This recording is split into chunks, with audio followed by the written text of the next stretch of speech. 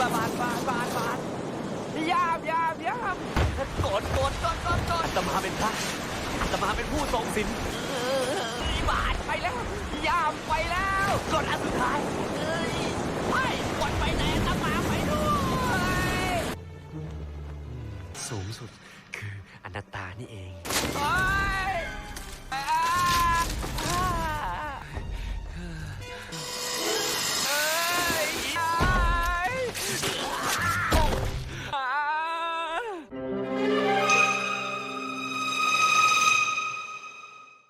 Selamat datang di KJT Nerd, Korea, Japan, Thailand Nerd. Tempatnya cerita alur film Korea, Jepang, dan Thailand. Balik lagi di segmen cerita film Thailand. Kali ini kita akan membahas film bertajuk The Holy Man 2, sequel dari The Holy Man pertama, yang menceritakan tentang seorang biksu yang ikut membela hak hidup orang-orang desa. Maksudnya gimana? Mending kita langsung meluncur. Cerita masih berkaitan dengan film pertamanya, masih dengan Song si pengurus kuil. Tapi bedanya, di sini dia bukan lagi melayani biksu Teng, melainkan biksu muda bernama Joy. Mereka sedang melakukan pindah patah. Giliran Liang, dengan rambutnya yang kini lebat dan panjang. Dia rindu dengan biksu Teng yang sedang pergi ke Tibet.ไปทิเบตถ้าไปก็ไม่สักเวลาเลยยาวจะถึงไหมเนี่ย นี่จะใส่บาตรพระหรือจะให้อาหารปลาเนี่ยฮะ ถึงหลวงพี่เต้ง พอโยมเลี้ยงอาตมาฉันรูปเดียว ขนาดเลี้ยงของเลี้ยงนะไม่ได้อยู่ในสายตามันเลย เราไปกันดีกว่า เอาผลไม้มาใส่บาตรหน่อย โอ้เชื้อไม่ทิ้งแถวเป๊ะเลย มะพร้าวน้ำหอมจ้ะพ่อผลไม้ อายุวันโนสุขังพลัง ถูกทำบุญด้วยมะพร้าวน้ำหอมเลยสวยอย่างนี้อีก Jia. Besoknya, Biksu Joy kedatangan teman-teman swagnya yang mengajaknya menjadi rapper lagi. Ternyata mantan rapper doi guys. Tapi dia tetap teguh pada pendiriannya. Bahkan, sekarang dia mau melakukan perjalanan ke Tibet.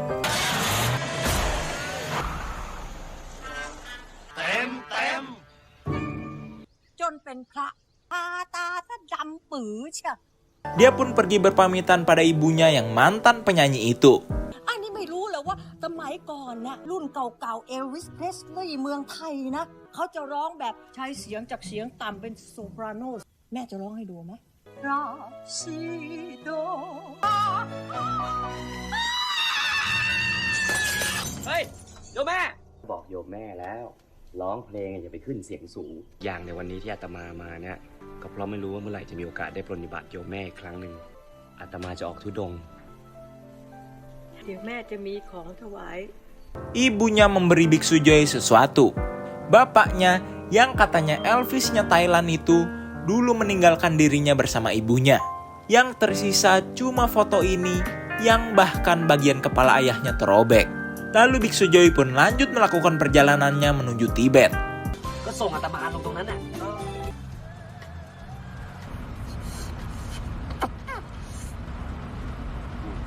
เฮ้ยโยม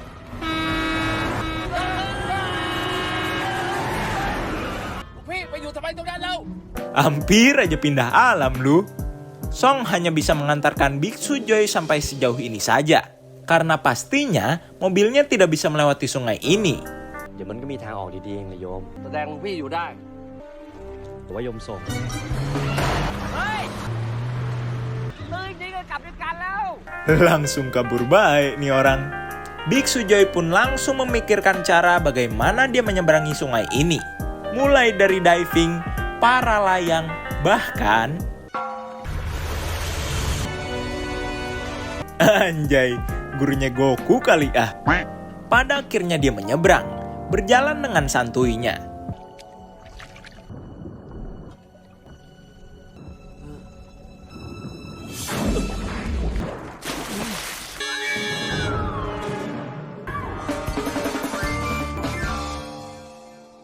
Untung masih di pikiran doang. Akhirnya dia pun berjalan lewat pinggiran sungai. Saat istirahat dan bermeditasi, tiba-tiba ada angin besar. Seluruh perlengkapan yang dia bawa terbawa angin. อาตมาเป็นพระอาตมาเป็นผู้ทรงศีลบาทไปแล้วย่ามไปแล้วกดอันสุดท้ายไม่กดไปไหนอาตมาไปด้วยสูงสุดคืออนัตตานี่เอง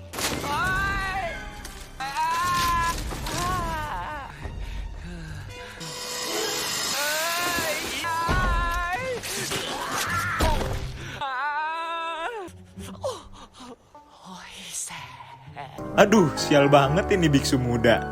Dia pun menganggap itu semua hanyalah ujian. Walau perlengkapannya hilang terbawa angin semua, tapi dia tetap melanjutkan perjalanan.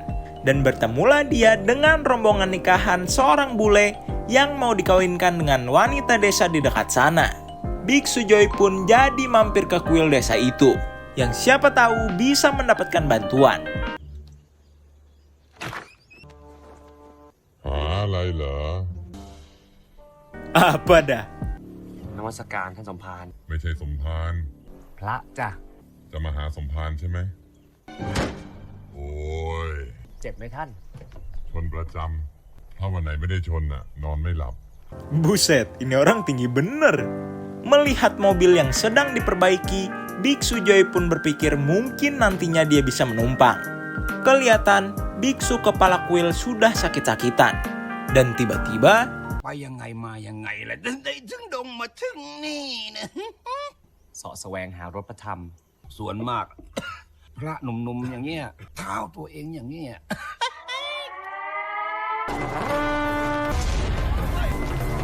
semua warga desa berlarian, seperti mencari perlindungan. Ternyata gempa kecil itu terjadi karena pengeboman, tapi belum jelas pengeboman apa. Besok paginya rombongan biksu melakukan pindah patah. Tapi saat mampir ke sebuah bengkel, ทำไมอ่ะพระนะเว้ยไม่ใช่หนุ่มชัชชาไล่หนุ่มไม่ใช่พระมันโกนหัวทำไมกูพูดว่ามึงให้พระใส่ตะมูเขาเป็นแบบหนุ่มชัชชาไล่หนุ่มไม่ใช่พระมันโกนหัวทำมึงจะขำพระได้ไงพระไม่ได้ทำตลกให้มึงดูเนี่ยมันก็เป็นอย่างนี้แหละครับหลวงพี่หลวงพ่อดีเนี่ยเป็นพระดีโชคดีไม่มีเมีย mereka hanya mendengar cekcok antara suami istri pemilik bengkel. Sepulang dari pindah patah, mereka mendapat banyak sedekah makanan dari seorang wanita, anak seorang pengusaha di desa.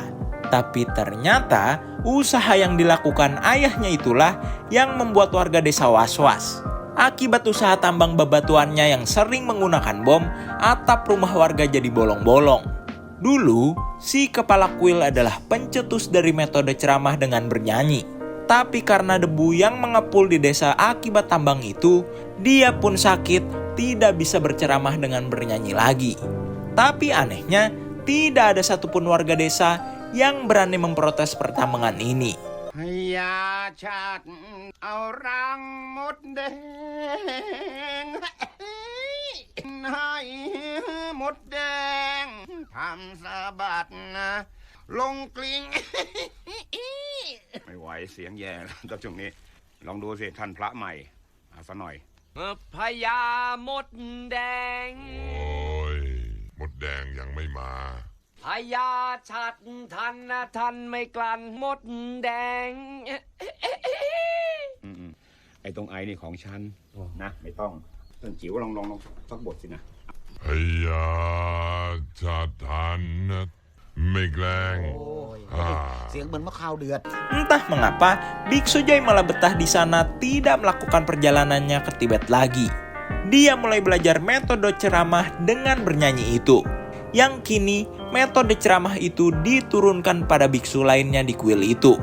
อบรมด้วยความอาลัยแต่ลูกน้อยมากขาดหลักและไม่แลมากลูกกี่คนแม่ทนเลี้ยงได้ ลูกมีเรือนไปกลับสิไม่เลี้ยงแก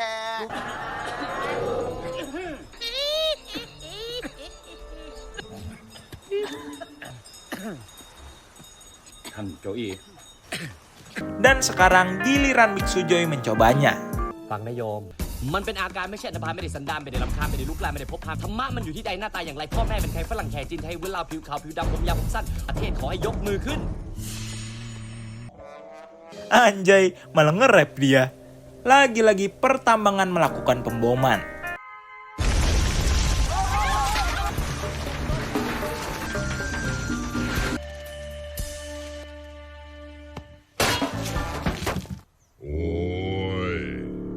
beralih ke para istri bule ini. Satu istri ini menanyakan kepada yang lainnya apa yang harus dia katakan saat dirinya mencapai klimaks saat bercocok tanam dengan suaminya. Dan entah kamusnya yang error atau mereka yang geblek, kamus pun bertuliskan kata yang harus dikatakan adalah potato. Akhirnya malam itu, desa diramaikan dengan teriakan potato.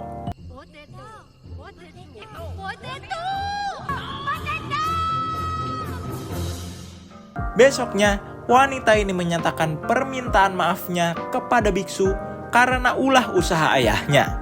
Tapi para biksu berkata kalau itu bukan salah dirinya, karena dirinya bukanlah ayahnya. Beralih ke koko-koko kutil berbulu, pemilik tambang bebatuan ini. Anaknya yang baru pulang dari kuil belum berani menyampaikan keresahan para warga. Dan mungkin kenapa orang desa tidak berani protes, karena kokoh kutil bulu ini menyewa para pembunuh bayaran untuk melindungi kawasan pertambangan. Saat para biksu membaca koran, ada berita tentang penembakan seseorang di dalam mobil. Tapi tiba-tiba mobil itu datang ke kuil dengan pemilik barunya yang katanya dia dapat mobil itu dengan harga murah. Dia meminta untuk mobilnya didoakan supaya beruntung. Tapi pada akhirnya yang didoakan oleh biksu adalah dirinya, karena dirinya lah yang mengendarai mobil itu.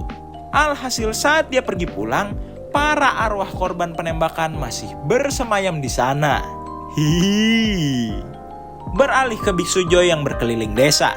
Di sana ternyata bukan hanya ada penganut agama Buddha, ada juga agama Kristen dan Islam.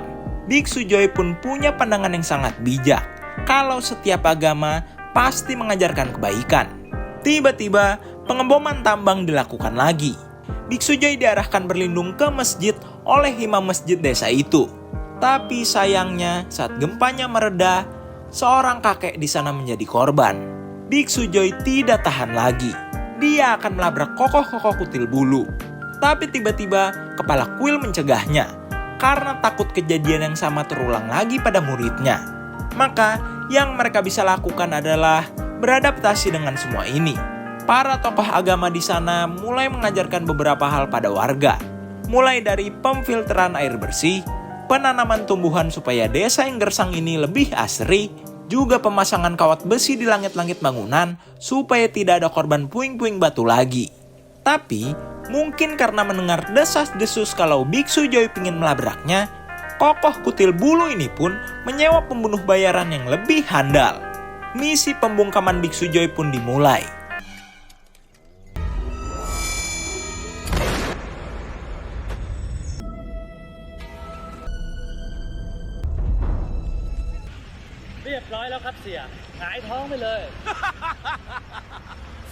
Tapi untungnya Biksu Joy tidak kenapa-napa. Tembakan si penembak jitu meleset, hanya mengenai mangkuk besi Biksu Joy. Ternyata kenapa kepala kuil melarang dirinya melabrak? Ya karena ini. Dulu juga ada muridnya yang menjadi korban meninggoy karena melabrak si kokoh kutil bulu. Besoknya saat para biksu sarapan, tiba-tiba mereka mendapat kabar kalau kepala kuil batuk darah. Mereka buru-buru membopongnya ke mobil bak untuk dibawa ke klinik. Lah, pada akhirnya Biksu Joy sendiri yang membopong kepala kuil sampai ke klinik. Aduh.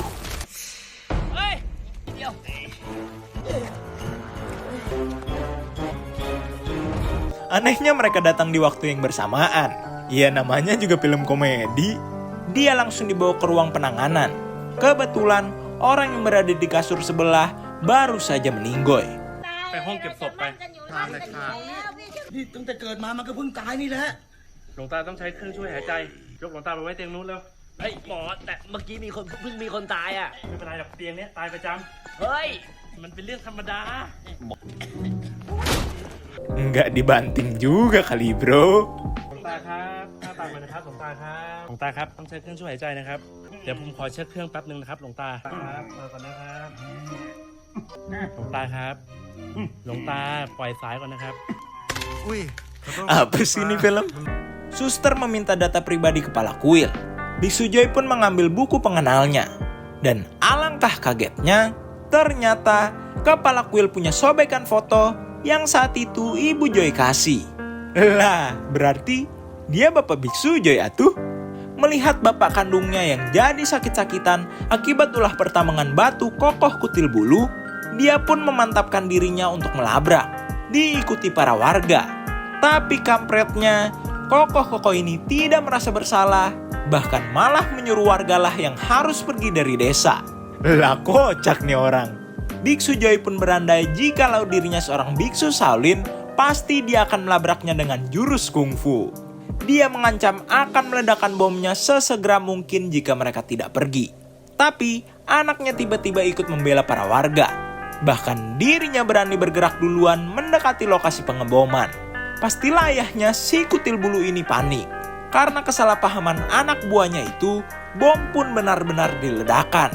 Warga desa mulai berlarian, tapi Biksu Joy bergeming di sana.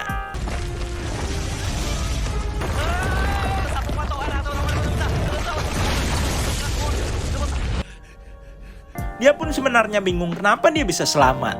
Polisi datang bersama pastor dan imam masjid, meringkus si Kokoh Kutil Bulu dan anak-anak buahnya. 1 bulan kemudian, desa pun menjadi lebih asri. Dan hari itu, mereka mengadakan sebuah acara festival. Di tengah para warga bersiap-siap, tiba-tiba datang orang yang dulu didoakan si kepala kuil. Dia benar-benar makin sukses. Tidak lupa dia membawakan kembang api untuk meramaikan festival di desa itu. Tapi kelihatannya, kepala kuil jadi trauma dengan apapun yang meledak-ledak. Dia pun jadi pergi ke kamarnya. Biksu Joy mengikutinya. หลวงพ่อครับเดี๋ยวเสร็จสิ้นงานบุญเนี่ยผมขออนุญาตกลับไปเยี่ยมโยมแม่นะครับหลวงพ่อนิมนต์ไปด้วยกันได้ไหมครับ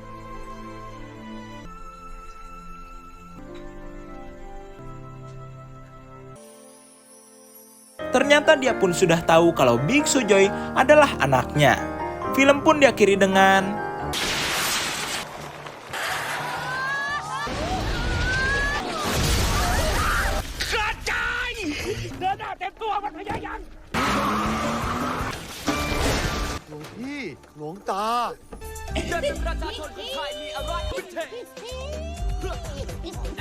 tamat.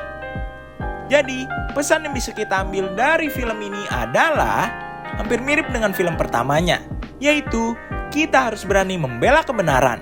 Walau memang kadang nyawa taruhannya sih, tapi ya itu, berani. Oke, jadi itulah cerita alur film The Holy Man 2 yang KJT Nerd bawakan. Dengan kisah kocak para biksu ini, rating yang KJT Nerd kasih buat film ini 6/10. Nah, kalau penasaran sama film ini selengkapnya, makanya cus dimongoin untuk ditonton sendiri. Sekedar mengingatkan, jangan lupa untuk komen, like, dan subrek. Oke?